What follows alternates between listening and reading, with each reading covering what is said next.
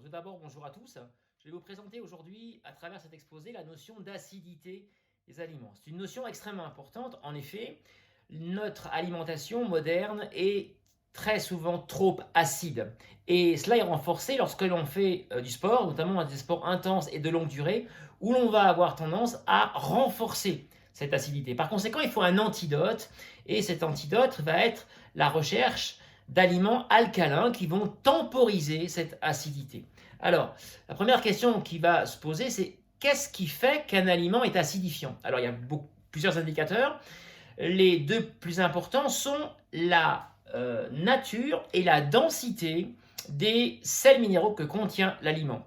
La deuxième notion est la teneur en protéines et plus précisément la teneur en acides aminés soufrés dans ces protéines. Alors, maintenant, on va aborder un petit peu plus en détail ces sels minéraux parce que tous les sels minéraux n'ont pas le même impact sur l'organisme. Certains auront un effet acidifiant, alors c'est le cas du chlore, du soufre et du phosphore, et d'autres, à l'inverse, auront un effet plutôt alcalanisant qui va permettre de temporiser cette acidité, et c'est le cas du potassium, du calcium, du magnésium, du sodium, et pour les sels minéraux, pour les oligoéléments, du fer, du cuivre et du manganèse. Alors je rappelle la différence entre un sel minéral et un oligoélément, tous les deux sont des minéraux bien sûr, mais on va parler d'oligoéléments lorsque le besoin est tout petit en termes de quantité dans l'organisme, ce qui ne veut pas forcément dire qu'on n'en a pas besoin et que l'effet ne sera pas très important, mais on en a besoin en petite quantité. Ce sont souvent des éléments très importants, les oligoéléments, et notamment en termes d'impact sur l'acidité dans l'organisme. Alors, il est important de ne pas confondre la notion d'acidité, qui est une notion chimique liée au pH, je vais y revenir, à la notion d'effet, c'est-à-dire l'impact que va avoir l'aliment, quelle que soit son acidité mesurée. Lorsqu'il rentre dans l'organisme, il va avoir un autre impact. Sera-t-il encore acide ou pas? Toute la question est là. Et on a pour cela un élément, un indicateur pour le repérer, qui est actuellement l'indice PRAL. Je vais y revenir également. Donc, ne pas confondre une notion chimique avec un impact dans l'organisme. Et très souvent, la littérature sur Internet confond les deux, malheureusement. Alors, on va revenir sur l'acidité. Donc, l'acidité est une donnée chimique qui est liée à une seule notion, qui est celle du pH. Alors, le pH se mesure, c'est la quantité d'ions H+, qu'il va y avoir dans l'aliment. Et on peut aussi repérer évidemment le niveau d'acidité dans notre organisme par rapport à ce pH. Alors, le pH neutre est le pH à un niveau 7.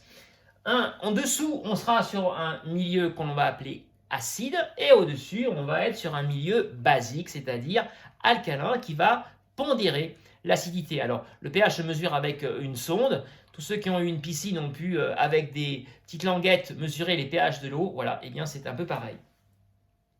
Et maintenant, je vais passer à l'effet acidifiant ou alcalin dans l'organisme de l'aliment une fois qu'il arrive dans l'organisme. Et là, il y a un indicateur qu'on appelle l'indice PRAL, qui est intéressant. Cet indicateur, lui, va donc prendre en compte dans l'organisme l'impact de l'aliment qui arrive, et notamment par rapport à la quantité d'acide qui va être présente et qui va se présenter au niveau des reins. Et à ce niveau-là, les reins vont plus ou moins devoir travailler, filtrer cet acide-là. Voilà comment se repère, très schématiquement, bien sûr, l'indice PRAL. Alors, cet indice, que beaucoup présentent comme quelque chose d'extrêmement intéressant et pertinent, ce qui est le cas, n'est pour autant pas une notion, fiable à 100%. Pourquoi? Bien parce que l'indice PRAL ne prend pas en compte certains oligoéléments, pourtant extrêmement importants dans certains aliments. Alors, les oligoéléments qui ne sont pas pris en compte par l'indice PRAL sont le fluor, l'iode et la silice, ce qui est quand même très dommage, parce que par exemple, si on prend les produits de la mer, ils sont très riches en iode. Et donc, il y aura forcément un impact sur l'indice PRAL et sur l'acidité ou pas qu'ils ont au niveau de l'organisme. Et précisément, si on prend les fruits de la mer, eh bien, on peut avoir un indice PRAL qui va être relativement, on va dire, correct, alors qu'en réalité, eh bien, ces aliments peuvent être très acides parce qu'il y a une forte présence d'iode à l'intérieur. A l'inverse, on peut aussi avoir des aliments qui vont être riches en oligoéléments alcalins qui ne sont pas pris en compte par l'indice PRAL, et je pense notamment au fer, au cuivre ou au manganèse, ce qui est quand même très gênant, et je pense notamment par exemple à la spiruline qui est un aliment extrêmement intéressant pour pondérer l'acidité, notamment chez un sportif ou chez toute personne, par exemple, qui a un fort stress. C'est intéressant notamment en ces périodes de confinement, de penser à la spiruline. Pour autant, si on prend l'indice PRAL de la spiruline, ne prenant pas en compte les deux principaux oligo-éléments de cette algue, qui sont le cuivre et le fer, évidemment, on passe à côté du réel impact de cette algue. Mais je vais vous présenter deux autres aliments où vous allez voir effectivement les limites de l'indice PRAL. Voilà, par exemple, je vais prendre le cas de l'amande. L'amande est un aliment qui, si on prend l'indice PRAL, est relativement acidifiant. C'est faux, parce que du moins c'est faux. C'est faux si on prend une amande entière, parce que l'amande entière, avec sa pellicule, effectivement, est plutôt acidifiante parce que la pellicule de l'amande contient un acide qui s'appelle l'acide phytique qui lui est assez acidifiant. Pour autant, si on prend une amande mondée, c'est-à-dire sans la pellicule, ce qu'on appelle aussi une amande blanche, à ce moment-là, on va se retrouver avec un aliment extrêmement intéressant, une noix tout à fait pertinente pour limiter l'impact de l'acidité, parce que l'amande blanche est considérée dans tout régime où on recherche absolument à limiter l'acidité comme extrêmement intéressante. Voilà un exemple tout à fait pertinent des limites de l'indice PRAL. Je vais vous donner un autre exemple qui est celui du miel. Alors le miel, là encore une fois, là on est sur un autre cas. L'indice PRAL donne un indice pour le miel. Mais il n'y a pas un miel, il y a des miels. C'est un peu comme si j'allais chez le boucher et que je demandais au boucher 1 kilo de viande sans lui préciser la viande que je veux. Il aurait tendance à me regarder d'un drôle d'air. C'est exactement pareil. Chez les miels, il y a des différences énormes d'un miel à l'autre, notamment par rapport à l'origine florale, par rapport à la zone géographique. Il y a des miels qui sont très riches en sels minéraux, d'autres beaucoup moins. Il y a des miels qui sont très riches en fructose, dont d'autres beaucoup moins. Tout cela fait que d'un miel à l'autre, on a des différences très importantes. Et malheureusement, l'indice PRAL, lui, fait un pot pourri de l'ensemble des miels et nous donne un indice qui est donc assez proche de zéro, donc assez équilibré. Et en fait, j'ai quand même beaucoup de mal à donner de crédit à cet indice PRAL autour de zéro. Parce que, encore une fois, les différences en sels minéraux sont très importantes. Ça peut aller de 1 à 7.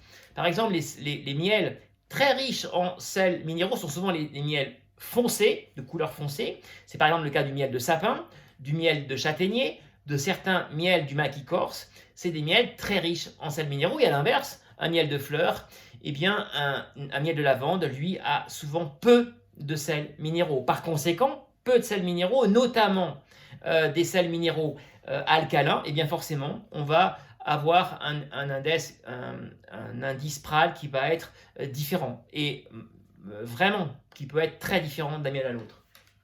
Alors, pour ma part, moi je vous conseille soit le miel d'acacia, parce qu'il est très riche en fructose et qui est un sucre avec un index glycémique modéré, donc il n'y aura pas d'impact si on fait un effort modéré ou dans la vie quotidienne de tous les jours. Ça me paraît être un bon miel. À l'inverse, le miel de fleurs, qui est très riche en glucose, lui, par contre, aura un fort impact sur la glycémie et n'est pas forcément le miel le plus recommandé lorsque l'on veut rechercher un miel pour la notion de santé, bien-être. Et les miels de sapin et de châtaignier sont vraiment des miels excellents. Je pense notamment au miel de sapin des Vosges, mais je ne l'utilise personnellement pas dans mes recettes. J'utilise le miel d'acacia parce que c'est des miels qui ont un goût fort et marqué, que personnellement j'aime, mais je sais que très souvent, notamment pour les enfants et pour certaines personnes qui n'aiment pas les goûts marqués, ça peut poser problème. Voilà pourquoi je n'utilise moi que le miel d'acacia. Alors, concernant le miel d'acacia, je vous donne une précision extrêmement importante. C'est un miel qui est très rare en France. Il y a très peu de ruchers au milieu d'acacia. Par conséquent, il faut être très vigilant lorsque vous allez regarder, vous achetez un pot de miel comme celui-ci par exemple. Même si c'est du miel d'acacia d'origine bio, ce miel peut être, lorsque vous allez faire le tour et que vous allez regarder la composition et l'origine, parce qu'elle est obligatoire, vous allez découvrir que parfois le miel vient de Roumanie ou d'un pays encore plus lointain.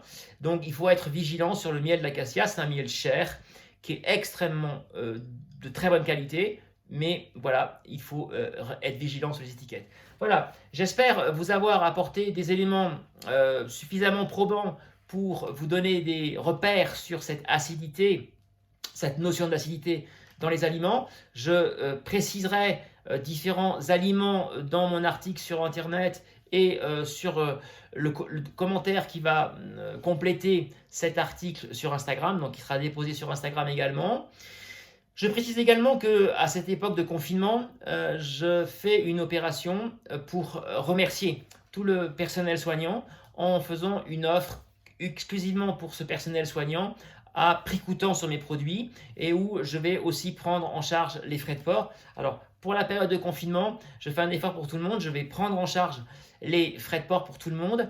Un peu de patience peut-être parce qu'on a quand même des problèmes d'acheminement avec un ralentissement notamment au niveau de Colissimo. Mais voilà, à tous, je vous remercie de votre attention et à très bientôt pour une autre vidéo.